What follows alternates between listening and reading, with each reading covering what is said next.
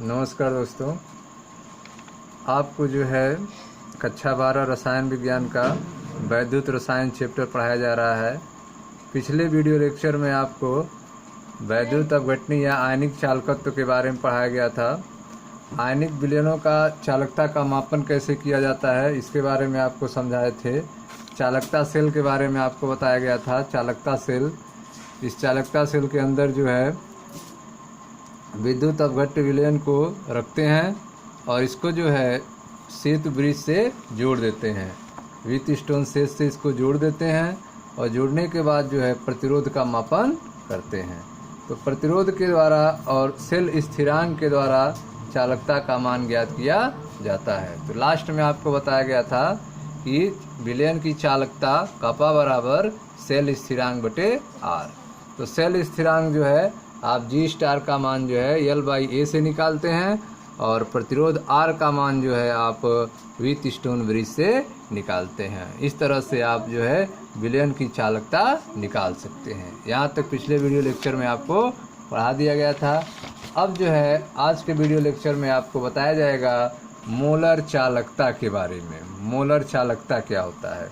तो चालकता कापा के बारे में आप पढ़ चुके हो, अब आपको मोलर चालकता के बारे में पढ़ाया जाएगा। तो ध्यान दीजिए, किसी विद्युत अपघट्य के विलयन की मोलर चालकता उसकी विशिष्ट चालकता कापा तथा आयतन V का गुणनफल है।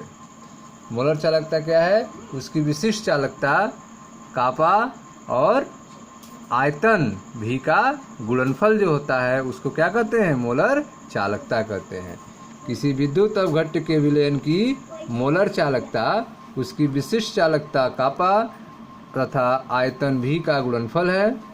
ठीक है, देखें मोलर चालकता लेमडा m बराबर कापा इंटू V। ठीक है, जहाँ V जो है ml में आयतन है, जहाँ भी ml में वह आयतन है जिसमें विद्युत अपघट्य का 1 ग्राम मोल विलेय हो। V क्या है? V जो है ml में आयतन है जिसमें विद्युत अपघट्य का 1 ग्राम मोल विलेय हो। ठीक, अतः मोलर चालकता को कैसे आप प्रस्तुत करेंगे? मोलर चालकता लेमडा m बराबर कापा इंटू V। ठीक है, या लेमडा m बराबर कापा इंटू 1000 बटे कैपिटल M। यह भी फार्मूला होता है। मोलर चालकता लेमडा m बराबर कापा गुणे 1000 बटे कैपिटल M। ठीक, यम क्या है? तो यहाँ पर यम जो है विद्युत अपघट्य की मोलरता है। यम जो है विद्युत अपघट्य की मोलरता है। अब आप ध्यान दें, यह जो है समीकरण मोलर चालकता बराबर कापा बाई सी, चालकता बटे सांद्रता होता है। ठीक है, मोलर चालकता बराबर क्या होता है? चालकता बटे सांद्रता। ठीक, अब जो है आयतन क्या होता है? आयतन V बराबर 1/c होता है। तभी आपने देखा लेमडा m बराबर मोलर चालकता लेमडा m बराबर कापा इंटू V और V बराबर होता है 1/c। तो V की जगह अगर 1/c आप रखोगे तो यह हो जाएगा कापा इंटू 1/c अर्थात कापा बाई c। तो मोलर चालकता लेमडा m बराबर कापा बाई c, यह हो गया आपका। ठीक है, तो उपरोक्त समीकरण में यदि कापा को सीमेंस पर मीटर में, कापा को किस में नापा जाए? सीमेंस पर मीटर में, और सांद्रता C को मोल प्रति घन मीटर में व्यक्त किया जाए तो मोलर चालकता लेमडा m का मात्रक होगा सीमेंस मीटर स्क्वायर पर मोल होगा। सीमेंस मीटर स्क्वायर पर मोल होगा। ठीक है, तो यह हो गया आपका मोलर चालकता का मात्रक सीमेंस मीटर स्क्वायर पर मोल। मोलर चालकता का सूत्र आपने देखा, लेमडा m बराबर K इंटू V या लेमडा m बराबर कापा बाई C। ठीक है, 1 मोल प्रति घन मीटर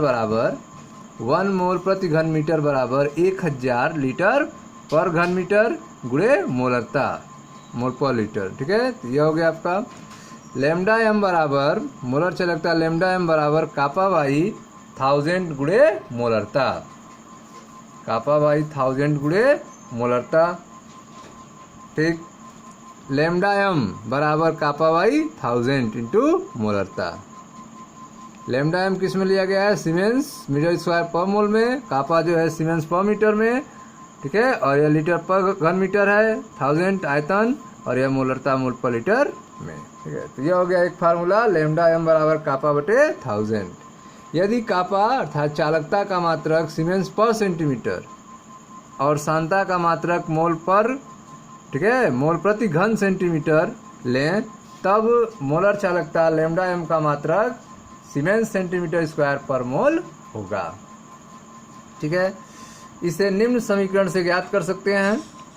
लैम्डा m बराबर कापा बाई मोलरता, कापा इंटू 1000 अपान मोलरता। ठीक है, लैम्डा m बराबर कापा इंटू 1000 बटे मोलरता। इस समीकरण से भी आप निकाल सकते हैं। 1 सीमेंस मीटर स्क्वायर पर मोल बराबर 10/4 सीमेंस सेंटीमीटर स्क्वायर पर मोल।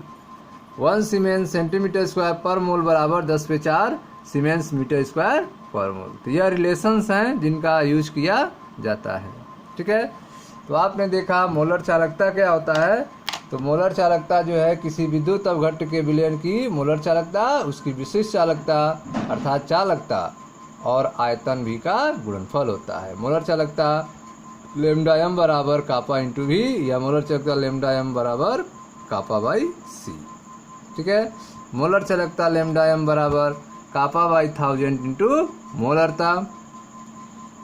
मोलर चालकता लैम्डा m बराबर कापा इंटू 1000 अपान मोलरता। तो यह आपका मोलर चालकता हो गया। ठीक है, अब हम देखते हैं सांद्रता के साथ चालकता और मोलर चालकता में परिवर्तन। सांद्रता के साथ चालकता और मोलर चालकता में कैसे परिवर्तन होता है, इसको ध्यान दें। वैद्युत अवघट्ट की सांद्रता में परिवर्तन के साथ साथ चालकता और मोलर चालकता दोनों परिवर्तन होता है। तो आप देख रहे हैं कि वैद्युत अवघट्ट की सांद्रता में परिवर्तन अगर आप करेंगे, वैद्युत अवघट्ट की अगर सांद्रता में परिवर्तन किया जाए तो उसके कारण जो है चालकता और मोलर चालकता दोनों में परिवर्तन होता है। ठीक है, वैद्युत अवघट्ट की सांद्रता में परिवर्तन के साथ साथ चालकता और मोलर चालकता दोनों में परिवर्तन होता है। ठीक है, G बराबर कापा A बाई L, जब आप फार्मूला पढ़े हो, G बराबर कापा A बाई L, यह आपका फार्मूला हो गया। दुर्बल और प्रबल दोनों प्रकार के वैद्युत अवघट्ट की सांद्रता घटाने पर चालकता हमेशा घटती है। तो आप देख रहे हैं चाहे दुर्बल हो चाहे प्रबल हो, दोनों प्रकार के वैद्युत अवघट्ट की अगर आप सांद्रता घटा रहे हैं तो चालकता भी क्या हो जाएगी, घट जाएगी। चालकता हमेशा घटती है। इसका कारण यह है कि तनुकरण करने पर प्रति इकाई आयतन में विद्युत धारा ले जाने वाले आयनों की संख्या घट जाती है। तो आप देख रहे हैं कि तनुकरण करेंगे आप, तनुकरण करने से क्या होगा, सांद्रता जो है घट जाएगी, जिससे चालकता घट जाएगी। क्यों घट जाएगी, क्योंकि तनुकरण करने से प्रति इकाई आयतन में आयनों की संख्या घट जाएगी। ठीक है, विद्युत धारा को ले जाने वाले आयनों की संख्या घट जाएगी, इसीलिए जो है चालकता क्या होती है, घट जाती है, चाहे वो प्रबल हो चाहे दुर्बल विद्युत अवघट्ट हो। तो मोलर चालकता लैम्डा m बराबर कापा इंटू v। सांद्रता घटने के साथ मोलर चालकता बढ़ती है। अगर सांद्रता घटेगी, C का वैल्यू जो है घटेगा, तो उससे लैम्डा m की वैल्यू क्या होगी, बढ़ती है। सांद्रता घटने के साथ मोलर चालकता बढ़ती है। इसका कारण यह है कि वह कुल आयतन भी बढ़ जाता है जिसमें 1 मोल वैद्युत अवघट्ट उपस्थित हो। तो आप देख रहे हैं कि सांद्रता घटने से मोलर चालकता बढ़ती है, क्योंकि कुल आयतन बढ़ जाता है जिसमें 1 मोल वैद्युत अवघट्ट उपस्थित हो। ठीक है, तो इस तरह से आपने देखा कि सांद्रता के साथ चालकता और मोलर चालकता में कैसे परिवर्तन होता है। तो इसमें आपने देखा कि दुर्बल और प्रबल दोनों प्रकार के वैद्युत अवघट्ट की सांद्रता घटाने पर चालकता हमेशा घटती है। क्यों, क्योंकि इसका कारण यह है कि तनुकरण करने पर प्रति इकाई आयतन में विद्युत धारा ले जाने वाले आयनों की संख्या घट जाती है। सांद्रता घटने के साथ मोलर चालकता बढ़ती है। इसका कारण यह है कि वह कुल आयतन भी बढ़ जाता है जिसमें 1 मोल वैद्युत अवघट्ट उपस्थित हो। ठीक, अब हम देखते हैं सीमांत मोलर चालकता क्या होती है।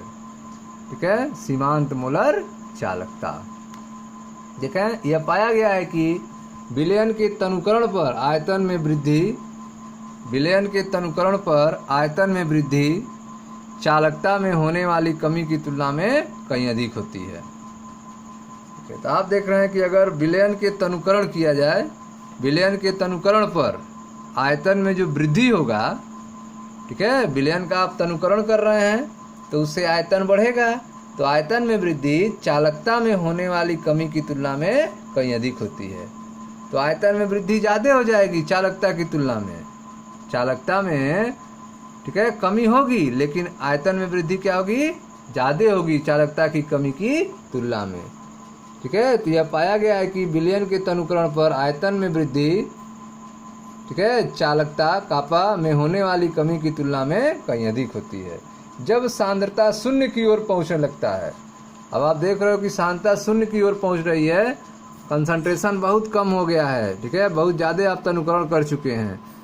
ठीक है, जब सांद्रता शून्य की ओर पहुंचने लगती है तब मोलर चालकता को सीमांत मोलर चालकता कहते हैं।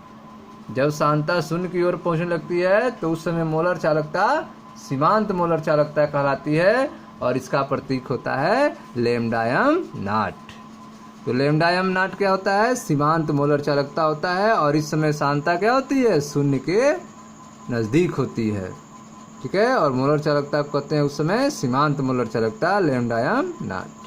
ठीक, सांद्रता के साथ मोलर चालकता लैम्डा m में परिवर्तन प्रबल और दुर्बल वैद्युत अपघट्य में अलग अलग होता है। तो आप देख रहे हैं कि सांद्रता के साथ जो मोलर चालकता में परिवर्तन होता है, लैम्डा m में परिवर्तन होता है सांद्रता के साथ, वो प्रबल और दुर्बल वैद्युत अपघट्य में अलग अलग होता है। सांद्रता के साथ मोलर चालकता में परिवर्तन, लैम्डा m में परिवर्तन प्रबल विद्युत अपघट्य के लिए अलग होगा और दुर्बल विद्युत अपघट्य के लिए अलग होगा। तो पहले हम देखते हैं प्रबल विद्युत अपघट्य के साथ मोलर चालकता में परिवर्तन सांद्रता के साथ कैसे होता है। तो आप देखो प्रबल विद्युत अपघट्य, प्रबल वैद्युत अपघट्य के लिए मोलर चालकता लैम्डा m का मान तनुता के साथ धीरे धीरे बढ़ता है। प्रबल वैद्युत अपघट्यों के लिए मोलर चालकता लैम्डा m, मोलर चालकता लैम्डा m का मान तनुता के साथ धीरे धीरे बढ़ता है। तो अगर वह प्रबल विद्युत अपघट्य है तो उसकी जो मोलर चालकता होगी लैम्डा m, उसका मान जो है तनुता के साथ क्या होगा, धीरे धीरे बढ़ता है। इसे निम्न समीकरण से लिखते हैं, मोलर चालकता लैम्डा m बराबर सीमांत मोलर चालकता lambda m not minus AC half, AC power 1/2। तो आप देख रहे हो कि प्रबल वैद्युत अपघट्य के लिए मोलर चालकता लैम्डा m का मान तनुता के साथ धीरे धीरे बढ़ता है, तनुता के साथ धीरे धीरे बढ़ता है, और इसे निम्न समीकरण से प्रदर्शित करते हैं, लैम्डा m बराबर lambda m not minus AC power 1/2। ठीक है, अब यहाँ पे एक आलेख बनाया गया है, ग्राफ बनाया गया है। देखें, जलीय विलयन में एसिटिक अम्ल, एसिटिक अम्ल क्या है, दुर्बल विद्युत अपघट्य है, और पोटेशियम क्लोराइड, पोटेशियम क्लोराइड क्या है, प्रबल वैद्युत अपघट्य है, के लिए मोलर चालकता के विपरीत सांद्रता ठीक है 1/2 पावर 1/2 मतलब √c का आलेख। तो यहाँ देखो आलेख बनाया गया है, ग्राफ बनाया गया है, जिसमें लिया गया है दुर्बल विद्युत अपघट्य एसिटिक एसिड, दुर्बल विद्युत अपघट्य एसिटिक एसिड, और प्रबल विद्युत अपघट्य पोटेशियम क्लोराइड, प्रबल विद्युत अपघट्य पोटेशियम क्लोराइड। ठीक है, कि मोलर चालकता के विपरीत सांद्रता में ग्राफ खींचा गया है। इस अक्ष पे जो है, x अक्ष पे आप देख रहे हो सांद्रता लिया गया है √c या c पावर 1/2 मोल पर लीटर में। ठीक है, पावर हाफ। यह जो लिया गया है सांद्रता x अक्ष पे, और मोलर चालकता लिया गया है y अक्ष पे, लैम्डा m को लिया गया है y अक्ष पे। इस ग्राफ में आप देख रहे हो यह पोटेशियम क्लोराइड जो है प्रबल विद्युत अपघट्य है, पोटेशियम क्लोराइड क्या है, प्रबल विद्युत अपघट्य है। इसका ग्राफ आप देख रहे हो, एक सीधी लाइन आ रही है, एक सीधी रेखा आ रही है। प्रबल विद्युत अपघट्य का ग्राफ कैसा हो रहा है, एक सीधी रेखा आ रही है। ठीक है, अब यह दूसरा जो आप रेड देख रहे हैं, यह एसिटिक एसिड का ग्राफ है। एसिटिक एसिड जो क्या है, दुर्बल विद्युत अपघट्य है, दुर्बल विद्युत अपघट्य है। इसका ग्राफ आप देख रहे हो, एक सीधी लाइन नहीं है, इसका ग्राफ आप देख रहे हो ऐसे हो रहा है। सांद्रता जो है पहले अधिक है, एसिटिक एसिड का अगर देखा जाए तो सांद्रता क्या है, पहले अधिक है।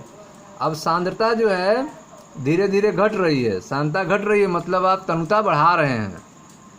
ठीक है। विलयन जो है गाढ़ा से हल्का हो रहा है, इसका मतलब जो है आप ज़्यादा पानी मिला रहे हैं, तन्यता बढ़ा रहे हैं। तो सांता जो है पहले जो है मान ली 0.4 है, सांता जो है C.4 है। अब सांता घट रही है मतलब तनुता बढ़ रही है, विलयन हल्का हो रहा है तो तनुता बढ़ रही है, सांता घट रही है।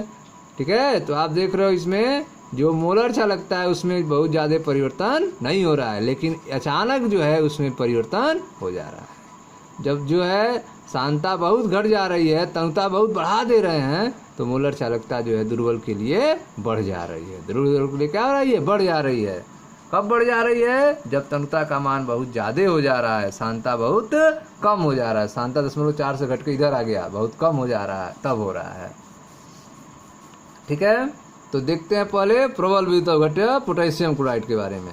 यदि मोलर चालकता लैम्डा m को सांता, ठीक है, C/1/2 C⁻1/2 के विपरीत आरेखित किया जाए तो हमें एक सीधी रेखा प्राप्त होती है। यह किसके लिए? प्रबल विद्युत अवघट्य के लिए, पोटेशियम क्लोराइड के लिए, जिसका अंतःखंड जो है वह सीमांत मोलर चालकता लैम्डा m नॉट, अंतःखंड से क्या मिलेगा? सीमांत मोलर चालकता मिलेगा, लैम्डा m नॉट मिलेगा, और ढाल -1 के बराबर होगा। ढाल क्या होगा? -1। ठीक है, ढाल जो होगा वो -1 के बराबर होगा। ढाल नीचे की तरफ है तो -1 का मान बताएगा ढाल, जो -1 के बराबर होता है। और अंतःखंड क्या बताएगा? सीमांत मोलर चालकता लैम्डा m नॉट का मान बताएगा। ठीक है, तो जब इन दोनों का मान आपको पता हो जाएगा तो इस फार्मूला से आप मोलर चालकता निकाल सकते हैं। किसके लिए? प्रबल वैद्युत अवघट्य के लिए। ठीक है, दिए गए विलायक एवं ताप पर स्थिरांक A का मान, ठीक है, दिए गए विलायक और ताप पर स्थिरांक A का मान वैद्युत अवघट्य के प्रकार अर्थात विलयन में वैद्युत अवघट्य के वियोजन से उत्पन्न धनायन और ऋणायन के आवेश पर निर्भर करता है। तो आप देख रहे हैं कि दिए गए विलायक एवं ताप पर जो स्थिरांक A का मान होगा, ठीक है, स्थिरांक A का मान वैद्युत अवघट्य के प्रकार, मतलब वैद्युत अवघट्य किस प्रकार का है, दुर्बल है कि प्रबल है, उसके द्वारा धनायन ऋणायन कितने उत्पन्न हो रहे हैं उस पर निर्भर करता है। दिए गए विलायक और ताप पर स्थिरांक A का मान वैद्युत अवघट्य के प्रकार अर्थात विलयन में वैद्युत अवघट्य के वियोजन से उत्पन्न धनायन और ऋणायन के आवेश पर निर्भर करता है। तो A का मान किस पर निर्भर करता है? वैद्युत अवघट्य के टूटने के बाद जो धन आयन और ऋण आयन उत्पन्न हो रहे हैं उसके आवेश पर निर्भर करता है A का मान। अतः देखें NaCl टूटेगा तो Na प्लस होगा और Cl माइनस होगा, तो एक धन होगा और एक ऋण का आवेश होगा, तो उस पर डिपेंड करेगा A का मान। CaCl2, तो CaCl2 अगर टूटेगा तो Ca पर कितना आएगा? Ca पर आएगा 2+, Ca पर क्या आएगा? 2+ आएगा, 2 धनात्मक आवेश आएगा, और Cl पे 1 माइनस आवेश आएगा। ठीक है, तो उसके लिए क्या होगा? 2 और 1, 2+ और 1 माइनस होगा। MgSO4 यह टूटेगा मैग्नीशियम सल्फेट, तो Mg पर आएगा 2+ और सल्फेट पे आएगा 2 माइनस, अर्थात यह 2 होगा। ठीक है, तो इस तरह से आपने देखा NaCl, CaCl2 और MgSO4 क्रमशः 1+, 1 माइनस, ठीक है, और CaCl2 2+, 1 माइनस, और MgSO4 2+, 2 माइनस वैद्युत अवघट्य के रूप में जाने जाते हैं। इस प्रकार के सभी वैद्युत अवघट्यों के लिए A का मान समान होता है। एक प्रकार के सभी वैद्युत अवघट्यों के लिए A का मान क्या होता है? समान होता है। तो इस तरह से आपने देखा A का मान जो है वैद्युत अवघट्य के विलयन में वैद्युत अवघट्य के विलयन से उत्पन्न धनायन और ऋणायन के आवेश पर निर्भर करता है। ठीक है, और सभी वैद्युत अवघट्यों के लिए A का मान क्या होता है? समान होता है। यह आपने देखा प्रबल वैद्युत अवघट्य के लिए। अब आप देखें आगे, बहुत इंपॉर्टेंट टॉपिक, प्रबल विद्युत अवघट्य जो है सभी आयन प्लस माइनस में टूट जाते हैं। तो यहाँ से एक नियम की शुरुआत होती है जिसे कहते हैं क्लोराउस नियम। तो आयनों के स्वतंत्र अपघटन का क्लोराउस नियम आप देखते हैं ध्यान से, क्या होता है आयनों के स्वतंत्र अपघटन का क्लोराउस नियम। ध्यान दें, एक वैद्युत अपघट्य की सीमांत मोलर चालकता लैम्डा एम नॉट, एक वैद्युत अपघट्ट की सीमांत मोलर चालकता उसके धनायन और ऋणायन के अलग अलग योगदान के योग के बराबर होता है। ठीक है, वैद्युत अपघट्ट की जो सीमांत मोलर चालकता है वह उसके धन आयन और ऋण आयन के अलग अलग योगदान के योग के बराबर होता है। सीमांत मोलर चालकता किसके बराबर होगा? जो विद्युत अपघट्ट टूटेगा तो जो धन आयन और ऋण आयन बनाएगा उसका अलग अलग योगदान कितना है और दोनों को जोड़ देंगे तो जोड़ने के बाद जो मान आएगा वह सीमांत मोलर चालकता के बराबर होता है। एक वैद्युत अपघट्ट की सीमांत मोलर चालकता उसके धनायन और ऋणायन के अलग अलग योगदान के योग के बराबर होता है। इस प्रकार यदि अनंत तनुता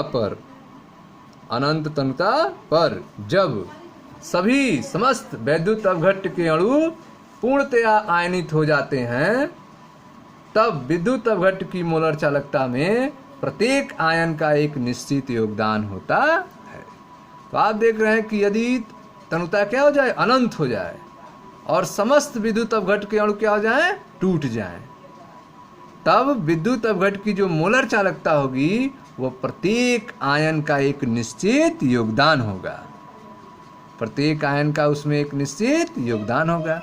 इस अवस्था में अनंत तनुता पर विद्युत अपघट्ट की मोलर चालकता का मान उसके धनायनों और ऋणायनों की अनंतता पर आयन चालकताओं के योग के बराबर होता है। कुलाउस नियम क्या है? कुलाउस नियम लिखेंगे अनंत तनुता पर विद्युत अपघट्ट की मोलर चालकता का मान उसके धनायनों और ऋणायनों की अनंतता पर आयन चालकताओं के योग के बराबर होता है। ठीक है, तो आप देख रहे हैं कि कुलाउस नियम को कई तरह से लिखा गया है। यहाँ पर यहाँ से यहाँ तक भी आप डिफिनीशन लिख सकते हैं कि अनंत तनुता पर विद्युत अपघट्ट की मोलर चालकता का मान उनके धनायनों और ऋणायनों की अनंतता पर आयन चालकताओं के योग के बराबर हो सकता है। या आप कह सकते हैं वैद्युत अपघट्ट की सीमांत मोलर चालकता उसके धनायन और ऋणायन के अलग अलग योगदान के योग के बराबर होता है। ठीक है, यह भी आप कह सकते हैं। इस प्रकार यदि अनंत तनुता पर जब समस्त विद्युत अपघट्ट अणु पूर्णतया आयनित हो जाते हैं तब विद्युत अपघट्ट की मोलर चालकता में प्रत्येक आयन का एक निश्चित योगदान होता है। ठीक है, इस प्रकार यदि लैम्डा नॉट सोडियम आयन और लैम्डा नॉट क्लोराइड आयन क्रमशः सोडियम और क्लोराइड आयनों की सीमांत मोलर चालकताएं हों, सोडियम आयन की सीमांत मोलर चालकताएं लैम्डा नॉट सोडियम आयन और क्लोराइड आयन की सीमांत मोलर चालकताएं लैम्डा नॉट Cl- अगर हों तो सोडियम क्लोराइड की सीमांत मोलर चालकता क्या होगी? तो सोडियम क्लोराइड की सीमांत मोलर चालकता lambda am not sodium chloride का बराबर लैम्डा सोडियम आयन नॉट। ठीक है, lambda naught sodium ion plus lambda naught chloride ion. यदि एक वैद्युत अपघट्ट वियोजन पर ठीक है न्यू प्लस धनायन और न्यू माइनस ऋणायन देता हो, यदि एक वैद्युत अपघट्ट वियोजन पर न्यू प्लस धनायन और न्यू माइनस ऋणायन देता हो तो इसकी सीमांत मोलर चालकता क्या होगी? तो सीमांत मोलर चालकता लैम्डा एम नॉट बराबर न्यू प्लस ठीक है new plus lambda naught plus plus new minus lambda naught minus होगी। यहाँ पर लैम्डा नॉट प्लस और लैम्डा नॉट माइनस जो है वह धनायन और ऋणायन की सीमांत मोलर चालकताएं हैं। ठीक है, तो इस तरह से आपने देखा आयनों के स्वतंत्र अभिगमन का कुलाउस नियम में वैज्ञानिक कुलाउस ने बताया था कि अगर प्रबल वैद्युत अपघट्ट है तो उसकी जो सीमांत मोलर चालकता होगी वह उसके धनायनों और ऋणायनों की संख्याओं के टोटल योग के बराबर होगी। ठीक है, परिभाषा क्या देंगे? अनंत तनुता पर वैद्युत अपघट्ट की मोलर चालकता का मान उनके धनायनों और ऋणायनों की अनंतता पर आयन चालकताओं के योग के बराबर होता है। ठीक है, तो ये आप देखा प्रबल विद्युत अपघट्ट की बारे में। ठीक है, वहां से एक स्वतंत्र अभिगमन का नियम निकल के सामने आया है। ठीक है, दुर्बल विद्युत अपघट्ट के बारे में क्या होता है? दुर्बल विद्युत अपघट्ट का कैसे होता है परिवर्तन? ठीक है, तो दुर्बल विद्युत अपघट्ट के बारे में जो है हम अगले वीडियो लेक्चर में बताएंगे। ठीक है, तब तक जो है आप वीडियो को बार बार देखें, लाइक करें, शेयर करें, सब्सक्राइब करें। धन्यवाद। बहुत अच्छा।